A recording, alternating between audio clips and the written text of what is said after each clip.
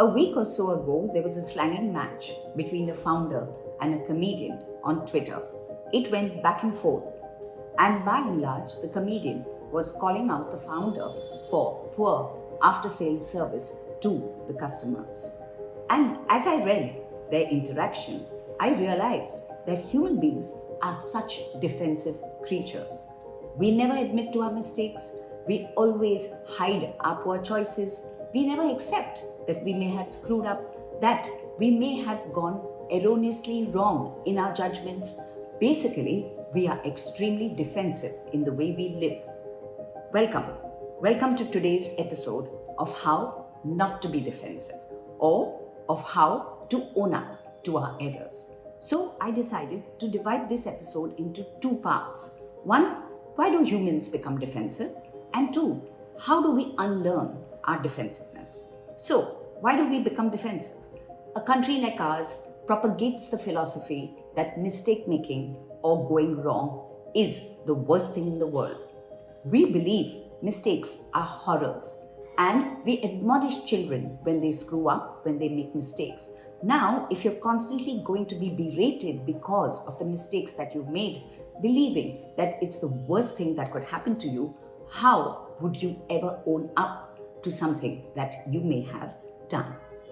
Two, we are also taught, particularly as humans, that our self-worth is associated with our work.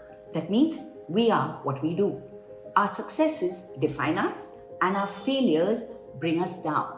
If today we are going to be ego invested in what we do, how again will we take responsibility that we may have done some things poorly, that we may have had errors of judgment, etc. So, if you're going to associate mistake making as horror and define yourself as a dumb ass because you made a mistake, you now know why you live a defensive life. Now let's come to how to unlearn these two facets. I think we have to underscore the idea that mistake making is a part of learning. It is a process in the method of gaining expertise, because when I make a mistake, I also learn what not to do. In fact, the great masters are people who know what they should not do besides what they should do, and that is what gets them their success. So redefining mistakes as learning experiences will hold us in better stead and will not make us live very defensively. Two, delinking or detaching our work from our worth. Yes, separating ourselves, that means our esteem from what we do, is the second thing that we need to learn if we want to be more accepting of our fallibilities. That means realizing that your worth does not come from what you do or your actions. You are far more than that. Your value or your self-esteem, so to speak, is dependent on only one thing, and that is your being. That means if you are alive, that is enough for you to be valuable to yourself. So if we learn that mistakes are a process in the method of learning, we will be able to better own up to them and see them as learning experiences. And two, if we detach our self-worth from what we do, we will be in a far better place to own up and to course correct.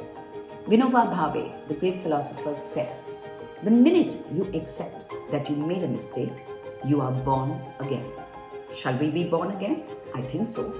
Keep learning, keep thinking, and keep detaching yourself from what you do, and give yourself a life which is far easier, fuller, and actually in a way which leads you to success. If you like what you see, please hit the like button, please share my video, and of course continue to write to me at varkha@varkhachulani.com. Till next week, it's goodbye.